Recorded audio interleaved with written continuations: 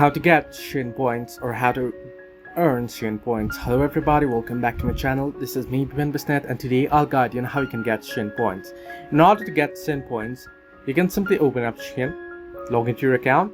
Now you'll earn them for each day that you successfully check in, that is entering the check-in page on the Shein site or the application. In my case here, if I head over to my profile here, you can see I have 3 vouchers and I have only 1 point. So if you tap on the points option, and then here you want to go ahead and tap on go check-in, and you'll be able to get the daily check-in here. Now if you successfully check in for multiple days on the site or the application within 14 days, you'll receive Shein Points and or Shein coupons. Similarly, how do you get more Shein Points?